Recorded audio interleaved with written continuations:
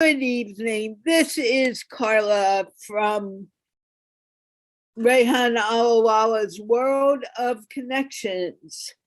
And I am here to talk to Golo, who is in Japan right now, Nagoya, Japan. He is a mechanical engineer and he's working on his doctorate right now.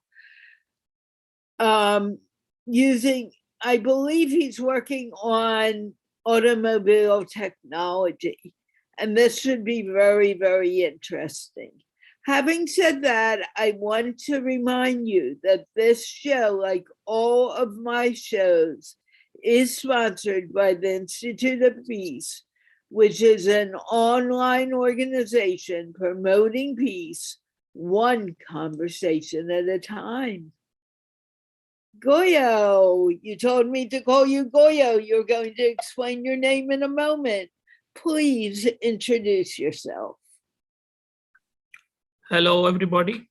My name is Allah Rakyo Golo, and Golo is actually my family name. And Allah Rakyo is the meaning of this name is like under the blessing of the God. So this is my basic introduction, my name.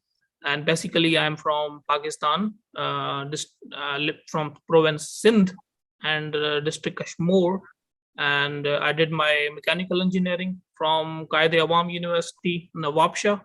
And then I went to China because I got Chinese government scholarship for doing masters there.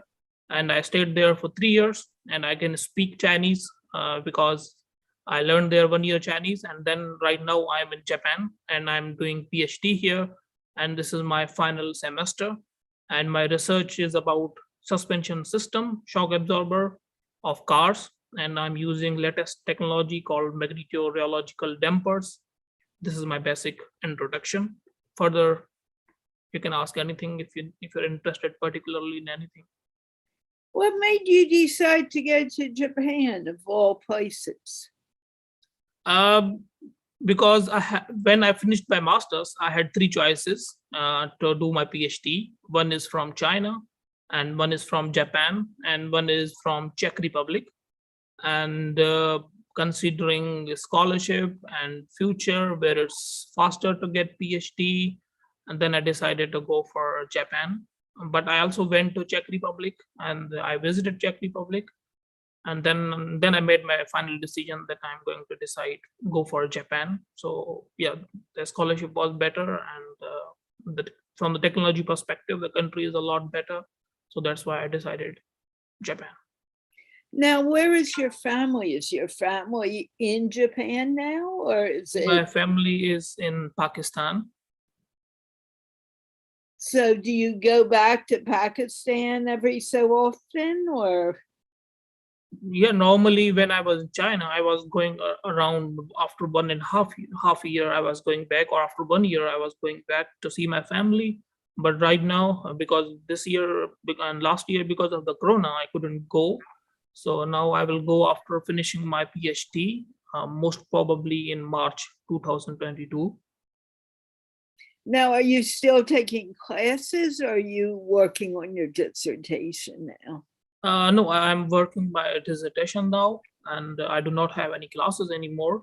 And even yesterday, I sent the first draft of my dissertation to my professor, and I will get the response from him. And then on 26th of this month, my dissertation will go for review, and hopefully I will make it. Then I will be a PhD.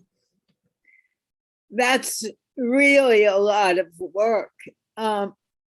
Why did you decide to go for a PhD instead of just going to work?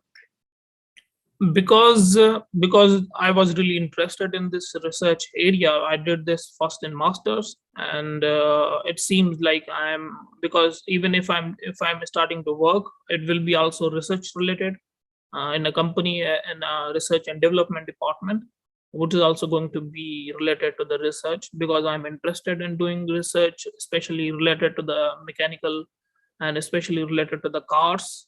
So that's why I decided to go for a PhD and work on the latest available technology related to the automotive and suspension system and What is related.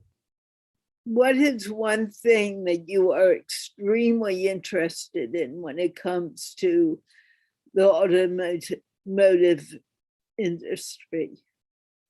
I'm really in, yes, please. And why? I'm really interested in my research area in which there is a fluid. It's like a liquid, and when it comes under the effect of magnetic field, it converts from liquid to solid. So that concept was even really interesting for me, and I felt there is a lot of thing I can do. So even like, for example, if that liquid, I don't have it here. For example, if this is a liquid, so if I bring a magnet close to the liquid, it will not remain water anymore, liquid anymore. It will change. In front of you, it will change the state. It will change from liquid state to solid state. So that's why the concept, and I thought there is a lot of research I can do in this research area, and there's a lot to explore. So that's why I decided to go for this research area. Now, is this going, it appears to me that it's also going to be like a battery operated car. Am I Yes. right or wrong? Yes, you are right. Can you explain to me a little about that? Yeah, sure. For example, it's kind of a suspension system in which there is a small narrow path from where the fluid has to cross, and there is a coiling around. So basically, the main purpose of giving coil is to provide electric current. And when the current, wherever there is a current, there is a magnetic field. So when the magnetic field will be in that particular area from where the fluid is crossing, the fluid will convert from liquid state to semi-solid state. And then because of that, the fluid on the other side, it will be work like a compressor, like will be like compressed, the like a shock absorber. So this is how the system works. And who invented this system? Actually, it was invented in 1948. First time it was invented in 1948. Now, this fluid, the manufacturer of this fluid, there's a company called Lord. It's an American company. So they make this fluid, and this fluid is right now it's really expensive. So we are working on how to make this fluid cheaper, because this technology is only available in expensive cars, like in sports cars, or in some of the RD versions, or in some in Ferrari or some big very expensive cars. So we are trying to make it cheaper, so that even normal cars, normal company cars, like which is for the common people, they can also be able to use this technology and get the same comfort as expensive cars. This is what we are working right now. So in other words, you're trying to make it so anyone could have one of these cars. Yes, you're right. And how long has it, you just said it started in the 1930s or the 1920s? No, this technology was basically the start of this technology, but invention was in 1948, but then it has been progressing, and there is a lot of development, and now the current version is after so many research, it is possible to use it practically. But the start of this, the first time when this fluid was introduced, it was 1948. 1948. Yeah. And yet it isn't becoming popular until now. Yeah, because in the start it was just the inventor, he invented the fluid, that there is a fluid which can convert with the effect of magnetic field from the liquid state to solid state. But then the research was continuously going on, and then finally in 2002 maybe, and the first practical application was used in the cars, and now it is improving time by time, and there are lots of new applications of it as also scientists are discovering. Yes. That's kind of, it's extremely interesting when you think that nowadays there is it's almost an urgent need Why did it take so long to get out to the public that this exists? This is normal because when an invention is coming, it takes time to get to the real practical application. Because sometimes even for example, now you see electric cars. Now it's common to see electric cars, but maybe lots of people don't know that electric cars and um, normal like engine cars, fuel cars, petrol cars, they invented at the same time. They invented in 19 around 1918 something like 1920, I guess, around the same time, same year. Maybe one is with little 1 year difference. But then there was no electric car until now, after like maybe one after so many years. Like then now it become very famous, because at that time when they invented both the cars, electric cars and also the engine cars, petrol cars, but there was no way to store the electricity at that time. There was no batteries, there was no such high technology. So the cars speed was really less at that time. It was something 25 kilometer per hour, and petrol car was going a lot faster. So then nobody was interested in having, because nobody wants to ride on 25 kilometer per hour. Everybody wanted to be faster. So now when we have available technology, we have batteries which are smaller in size, which are not heavy, then we are able to switch from the petrol cars to electric cars. So this is the same way. So was there are you saying there was no interest until just recently? There was no available technology. There was at that time because there is a fluid used inside. So in a system, it is really important to use sealings to seal it from all of. Right now we have a lot of sealing technology, and there was no technology to make such kind of coilings inside this system. But now it is possible. So this is how now it's evolving, and everybody is working on it.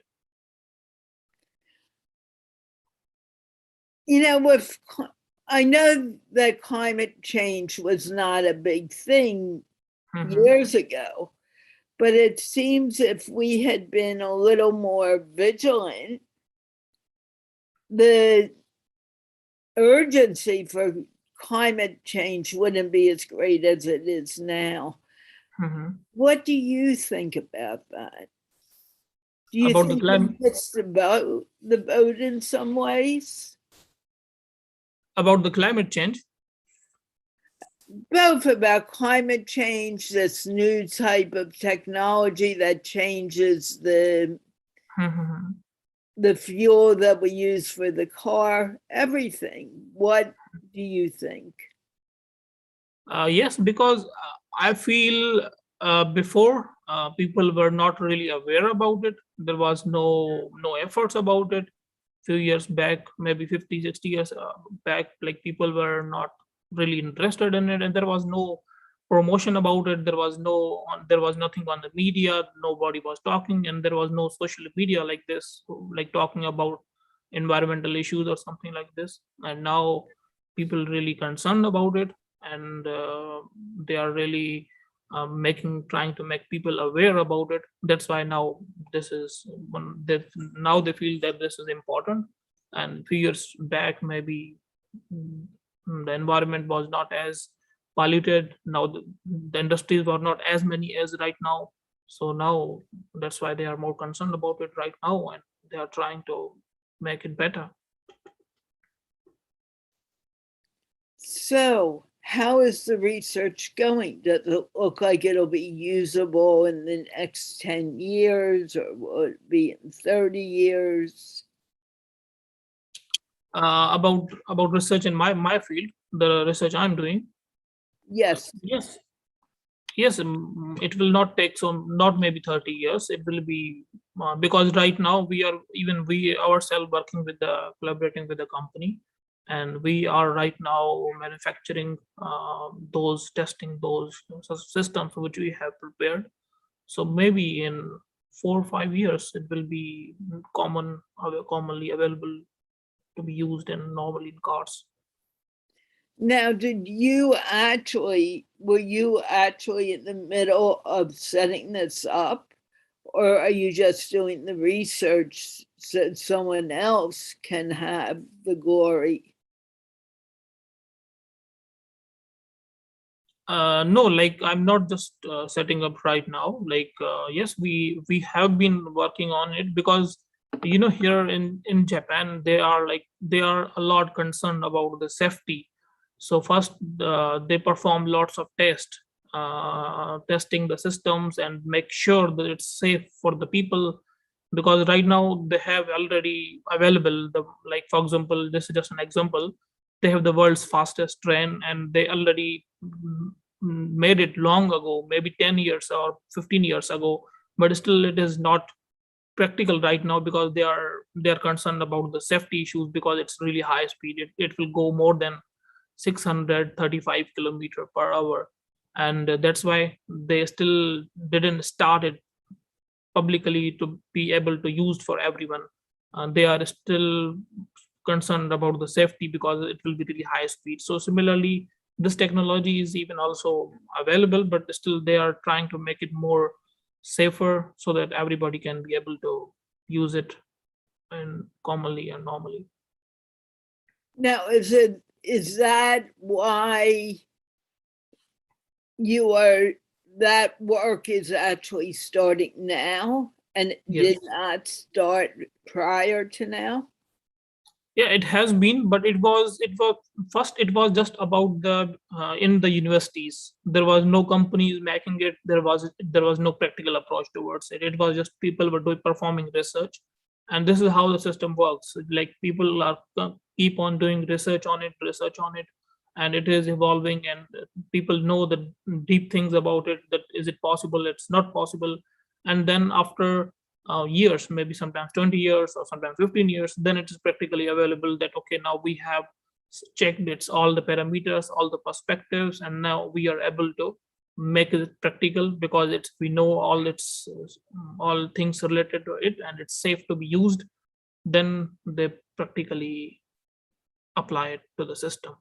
So right now, if it was already available, but it was expensive at that time, but now we made it, we used more things which are cheaper than the expensive ones. So now we have to make sure that it is practically possible and it will not go to break down at any certain points.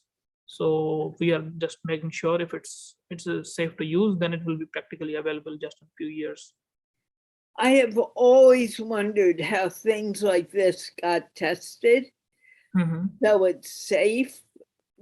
How does this happen? It is actually testing the mechanical system, that if we are giving it this much revolutions, if we are giving it this much force, can this product sustain it, or it will go to the breakdown.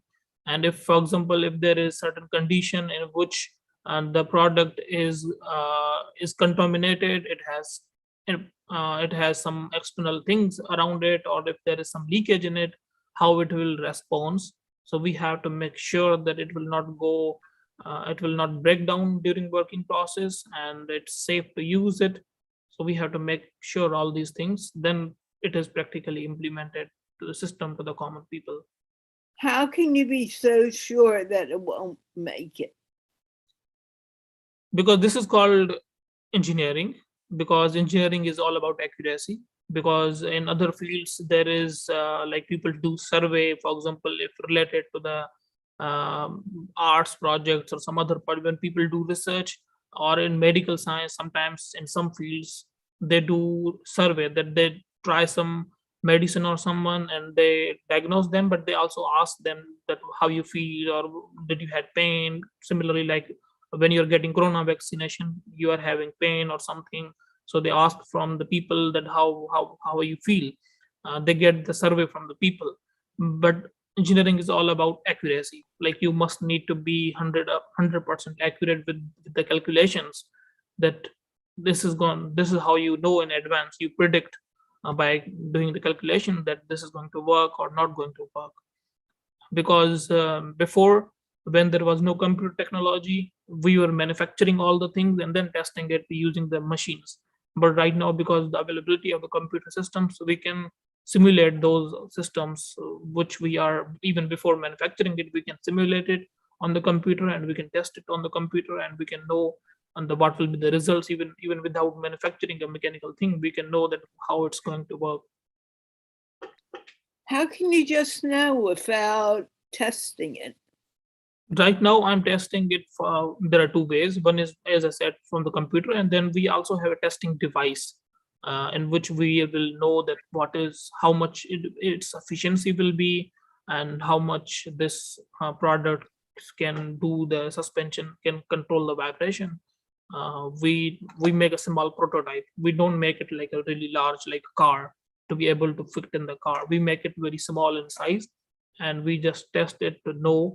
Then with the small size, even we can also know the size of the bigger one, that how much different it will be.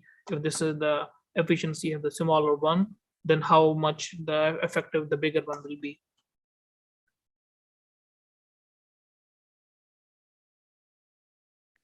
So now that you know this, do you see it going into the common field and being used in the next 5 to 10 years, or will it be sooner?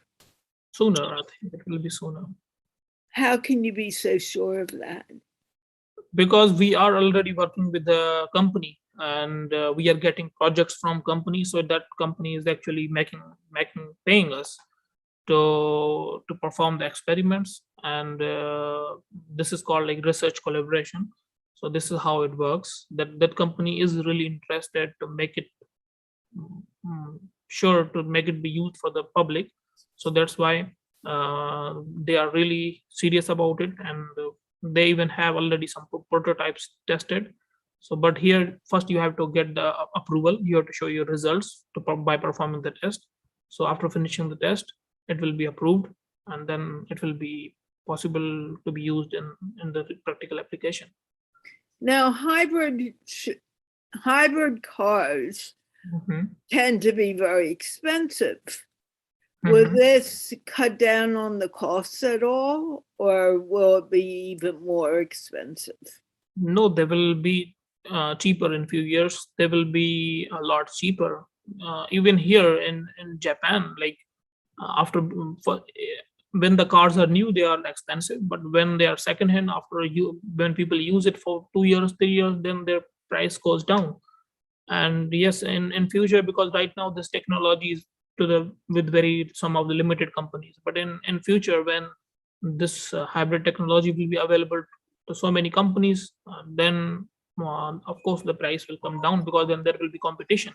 So after the competition, every company will try to make their price lower so that people buy their car. So in future, yes, the hybrid cars will be also cheaper, and electric cars will also become really cheaper. Are you excited about this? I am really excited about it. Yeah. And even right now, even China has produced some of the electric cars which are a lot cheaper, really cheaper than the Tesla. Really? Yeah, China already have, and they made profit even more than Tesla last year. I didn't know. Are these cars in the United States yet, or? I think not yet. Maybe the company is here, a Chinese company, but maybe in future they will open some kind of branch or something there. I'm not sure, but right now it is China based, and yeah, their cars are a lot cheaper. They are not like really luxurious like Tesla, but it is for like general public to be used for like like moving around within the city. So for that purpose, these cars are perfectly fine. And that's wonderful. That's one. Do you see that happening in the next 5 years or 10 years? 5 years. So in 2000 here in Japan, and after 2000, yeah, in around like 8-9 years, and from 2020 2030, so Japan is going to stop all the um, petrol cars. So there will be electric cars everywhere. in the whole Japan. So, and it will be in Tokyo, implemented in Tokyo since 1930, and then maybe after 5 years, it will be in whole Japan. So I guess after 10 years, there will be electric cars commonly everywhere, and they will be a lot cheaper. Wow. And after 15 years, there will be flying cars. You will be flying in the air. You will have your own flying car. Oh my gosh. Yeah. That is exciting. That is exciting. But I just can't see it coming in. I'm driving a Prius now. Okay. But I assume you're going to tell me that this new car would be cheaper than a Prius. Yes. How can you guarantee that? Because we can see how it is happening. Like always with any technology, in the start it's expensive. When it's new, it's expensive, but with the passage of time, it goes down, because then other companies, they also get this technology and start using it, provide the technology. Because the first company, for example, was Tesla, and then I told you about the Chinese company. Similarly, right now the Toyota cars are like the efficient hybrid ones, but in future, for example, now Nissan has also hybrid efficient ones, and they also have electric ones. There is Mitsubishi. So there will be so many companies, then they must have to decrease their price, so that public, of course, public will go where they have quality, but as well as where the price is also cheap. So public wants to have afford and the good price. So then these companies, they must have to decrease their price. Wow. Now, you said that you really like Japan. What is your favorite thing about Japan? I like Japanese people. I like living in Japan, the environment, the working mechanism. Everything is so decent. Peoples are really polite. No one is rude. Um, this is what I like. Like, so the service for the customers is really nice. They talk to you gently, like in a very polite manner, and there is no tipping. You don't need to give any tip or something when you're in a restaurant or something. You don't need to. It's like even if you give them, they will refuse it, that we can't take it. So yes, everybody's hardworking. Everybody's working. Nobody's concerned or disturbing someone else. This is so cool. Yeah. Thank you. Thank you. This has been fun. Can you tell me Yeah. what you would like to leave our audience with? Just I will say to the people, try different things in your life, because I enjoyed this phase that I tried different things, because I didn't just stuck with my studies. I started a YouTube channel. I started a Facebook page where I made travel videos, and just find some hobby, and it will work for you, and then you will also enjoy doing it. I feel I completed my PhD because I had my hobbies. So you must have a hobby to enjoy your life. Why must you have a hobby to enjoy your life? Because life is really, when you're working on something, you sometimes you get tired. You need to refresh your mind to do something which is unique, which is different, and give yourself some challenges. So yeah, for me there have been so many challenges. First challenge, like one of the biggest, was learning Chinese language, which is totally was different from what I have learned in my country. And yeah, I learned, first year I learned when I was in China. 1 year was my language, and then 2 years masters. And yeah, after that time I enjoyed having challenges, and now learning Japanese, and then in Japan starting something different which I never did, making videos related to travel, related to the cars, related to the scholarships. So it was fun experience. So I think everybody should be having their some hobbies so that their mind can get refreshed. I think you're right. I agree with you. And I want to thank you for speaking with me tonight. it has been very nice, and I hope we get to speak again in the future. Sure. And I also would like to thank the audience and everyone who watched, as well as the Institute of Peace for allowing me, sponsoring me to do this interview. And with that, let's wave goodbye. Goodbye. Thank you so And much. we are done for now. Let me go off there.